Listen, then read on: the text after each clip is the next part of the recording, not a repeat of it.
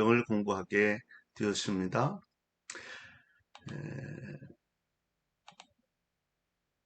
이제 신약 성경 25번째가 이렇게 되어지고요. 이제 한두 주 정도 하면 개론적인 신약 성경은 다 마무리하게 됩니다. 요한계시록에 대한 내용을 또 오늘 하고 또 다음 주에 하고 또 뭐 구체적인 내용들을 다 소개하기는 좀 어렵고요. 그래서 요한계시록을 그렇게 오늘 또 다음 주에 이렇게 걸쳐서 마무리를 하려고 합니다. 그 다음에는 정리한 내용들을 조금 추려서 또 신약 성경에 대해서 알아야 될 또 내용들을 한번 몇 가지 정리를 해서 공부하는 시간을 갖도록 하겠습니다. 자, 요한계시록 배경 바라보기. 베드로의 순교 후에 그의 겨울 네로가 자살을 하고 베네스파시안이 로마의 황제로 등극을 합니다. 그는 티투스 장군을 예루살렘으로 보내서 예루살렘을 함락하게 하죠.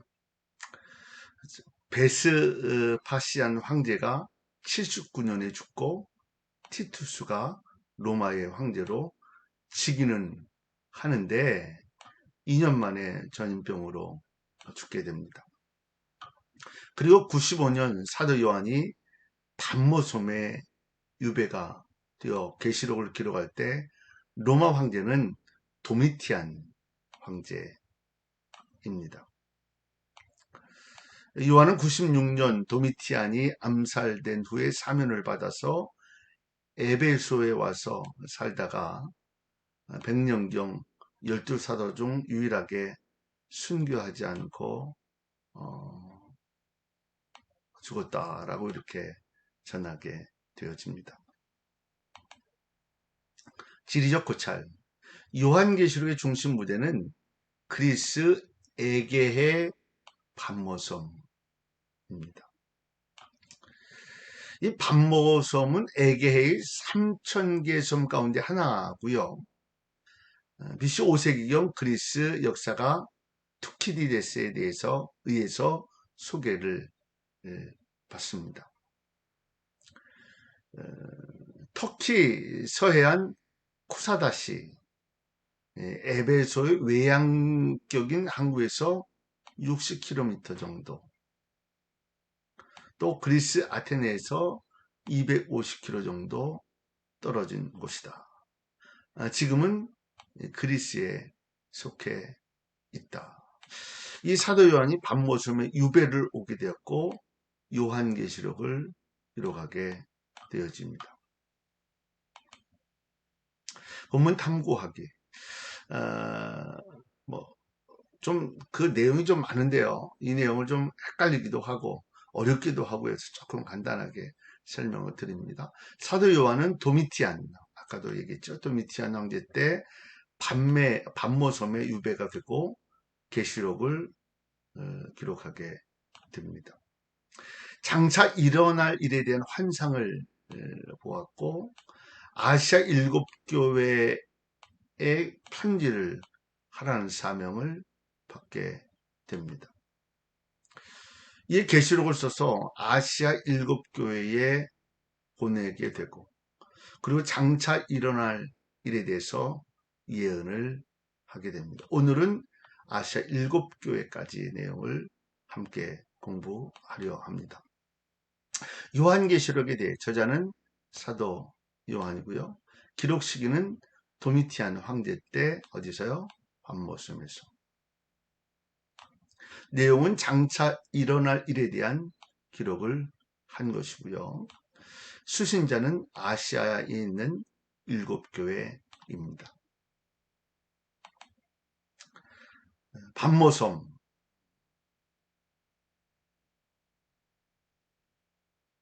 입니다. patmos섬은 그리스에 지금 속해 있다고 이야기했죠. patmos섬. 사도 요한이 받은 사명은 뭔가? 하나님을 소개할 때 나는 알파와 오메가라. 이지도 있고 전에도 있었고 장차 올 자요 전능자다. 이렇게 소개를 하고, 이 밤모섬에 왜 유배가 되어졌나? 하나님의 말씀과 예수를 증언하다. 결국은 붙잡혀서 유배를 당하게 됩니다. 사명문형 환상을 두루마리에 기록하여 아시아 7교회에 보내라 라는 것입니다. 자, 이 밤모섬의 요한계시 동굴 네 군데요. 여기서 요한이 계시를 받은 곳이다. 이렇게 전해지고 있습니다. 자, 알파와 오메가. 카이로, 이집트 카이로의 동굴교회에 있는 모습입니다. 자, 요한이 편지를 보낸 아시아 7개. 이제 첫 번째는 에베소 교회. 우리 에베소 교회 많이 들었었죠. 바람직함이라는 의미를 가지고 있고요. 예수님에 대한 표현은 오른손에 있는 7뼈를 붙잡고 7 금촛대 사이를 거니시는 이라고 소개를 하고 있고요. 어떻게 권면하면 어디서 떨어졌는지를 생각하고 회개하여 처음 회개를 가지라. 이렇게 권면하죠. 이 에베소 교회는 처음에는 아주 신앙이 좋았는데 점점 나태도 해지고 여러 가지 신앙적인 올바르지 못한 모습이 있다 보니까 처음 사랑을 회복하라. 이렇게 말씀을 하죠. 자, 이 에베소 교회, 에베소가 있는 사도 바울이 에베소도 많이 사역을 했고 또 지나가는 곳으로 됐죠. 이렇게 전도 여행할 때도 그렇고 올 때도 그랬던 그런 모습. 이 밤모습은 여기 있습니다. 여기서 유배를 당했고 사도 요한이 요한계시록을 쓰게 되죠. 자, 첫 번째 교회가 에베소. 에베소의 요한 기념 교회. 자, 두 번째 서머나 교회. 이 몰약이라는 의미를 가지고 있고요. 예수님에 대한 표현은 처음이며 마지막이요. 죽었다가 살아나신 이로 소개를 합니다. 권면은 장차 받을 고난을 두려워하지 말고 죽도록 충성하라. 두려워하지 말고 죽도록 충성하라. 칭찬받았던 교회이죠. 자, 서머나교회. 여기 에베소 서머나. 자, 서머나의 폴리갑 기념교회. 이 폴리갑이라는 분이 순교하는 그 자리에서 많은 사람들이 덕망이 있었어요. 그래서 이제 그 순교를 하게끔 하는 사양에 있는 그 사람이 이야기를 하죠. 당신 예수님을 모른다고 이야기하면 당신 살려주겠다. 그랬더니 이분이 한 유명한 말이죠. 내 80평생 살면서 한 번도 나를 외면하지 않은 그분 앞에 내가 외면할 수 없다. 그래서 이제 순교하는 자리에 가게 된 그 사람이 이제 폴리갑, 서머나교회 폴리갑 기념교회다. 버가모 교회, 혼이란 의미가 있고요. 예수님에 대한 표현은 좌우의 날선검을 가진 이라고 하는 표현. 또 회개하라 라고 권면을 하고 있습니다. 자, 버가모 교회는 에베소, 서머나, 버가모. 버가모 교회. 그런데 신전이 있었던 곳을 교회로 사용했다.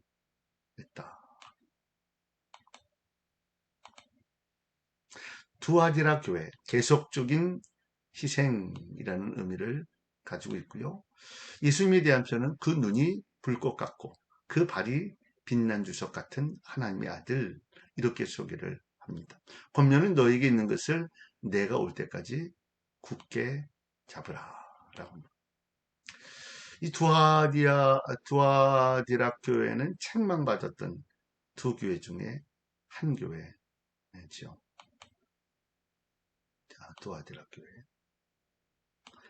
에베소, 자, 보세요. 외우세요. 서머나, 버가모, 두아디라 교회.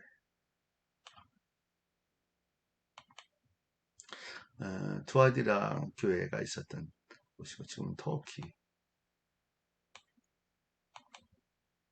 사대교회, 남은 자라는 의미를 가지고 있죠. 예수님에 대한 표현은 하나님의 일곱 영과 일곱 뼈를 가지시니, 권면은 내가 어떻게 받았으며 들었는지 생각하여 지켜 회개하라. 아까 이야기했던 두아디라 교회, 또 사대교회는 책망받은, 아니요, 이 사대교회가 책망받은 것이고, 이제 나중에 라우디게아 교회가 책망받은 것이죠. 두 교회가 그렇죠. 책망받았던 두 교회가 책망을 받게 되죠.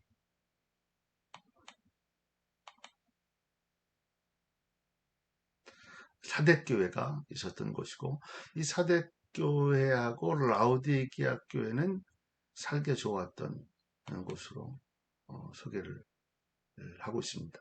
필라델피아 교회, 형제사랑이라고 하는 의미를 가지고 있고요. 예수님에 대한 표현은 거룩하고 진실하사 다윗의 열쇠를 가지시니 못 열면 닫을 사람이 없고 닫으면 열 사람이 없는 이로 소개를 하고 있고, 권면은 내가 가진 것을 굳게 잡아 아무도 내 멸류관을 빼앗지 못하리라.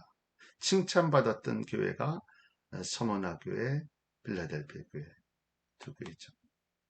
자, 칭찬받았던 교회가 서머나 교회, 빌라델피아 교회.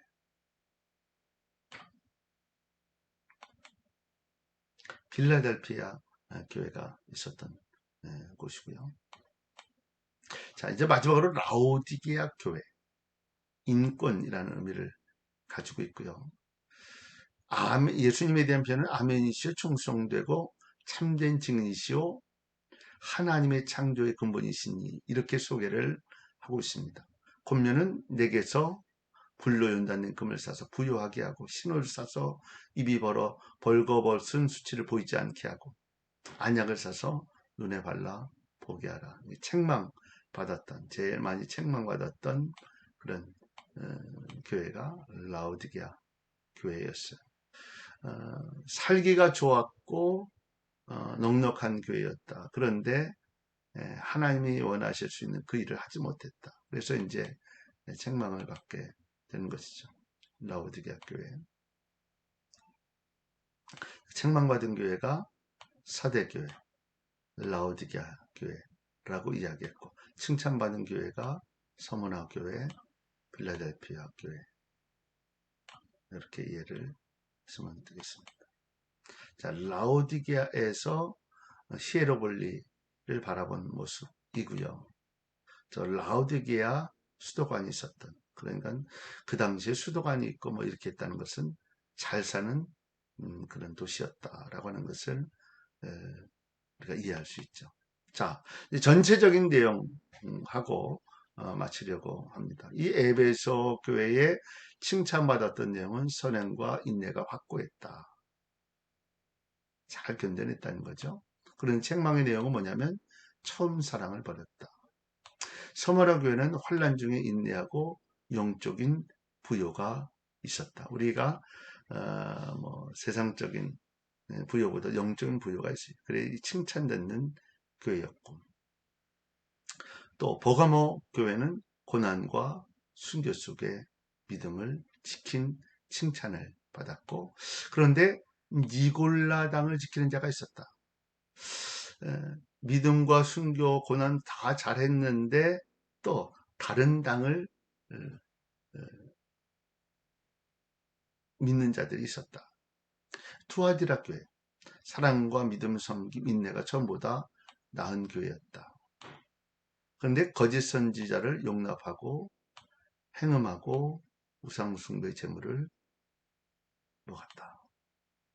자, 사대교회, 순결한 자가 소수였다. 형식과 영적인 죽음 상태였다.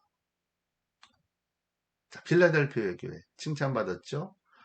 책망이 없는 서머나 교회하고 이 필라델피아는 책망이 없죠. 작은 능력으로도 순종했다. 심에 붙이도록 그만큼 열심을 다했던 교회가 필라델피아 교회. 칭찬장이 없는 교회는요, 라오디게아 교회. 이 정도 되면 교회로서의 안타까운 모습이죠. 책망받은 것은 미지근한 신앙, 영적. 그래서 차든지 더욱진도 해라 라고 하는 이야기를 했던 교회가 이 라오디게아 교회입니다. 자, 승리자에 대한 약속, 낙원에 있는 생명나무를 열매를 먹고 생명관 둘째 사망 해를 받지 않고 감추인 만나와 신돌의 새 이름을 주고 만국을 다스리는 권세를 주고 새벽별을 주고 신옷을 입고 생명책의 이름을 기록하고 하나님의 성전의 기둥이 되게 하고 하나님의 보좌와 함께 앉게 해주겠다. 이제 교회들마다 주어졌던 마지막 승리자들에 대한 약속을 소개해 주고 있습니다. 다시 한번 정리하죠. 제일 많이 경험되는 것은 처음 사랑을 버렸다라고 하는 에베소 교회, 칭찬 듣는 교회는 서머나 교회하고 필라델피아 교회, 책망 듣는 교회는 서대 교회하고 라오디게아 교회, 책망이 없던 교회는 서머나하고 필라델피아, 칭찬이 없던 교회는 라오디게아 교회. 이렇게 해서 이해를 하시면 성경을 또 공부할 때도 또 성경을 읽을 때도 말씀을 들을 때도 도움이 되리라고 생각이 됩니다. 오늘은 여기까지 정리를 하고요. 다음 주에 요한계시라고 조금 어렵기도 하고 생소하기도 하고 좀 어렵기도 한데 그건 어느 정도 정리를 해서 또 요한계시록을 마무리할 수 있도록 하겠습니다. 오늘도 승리하는 한 날 되실 수 있기를 바랍니다.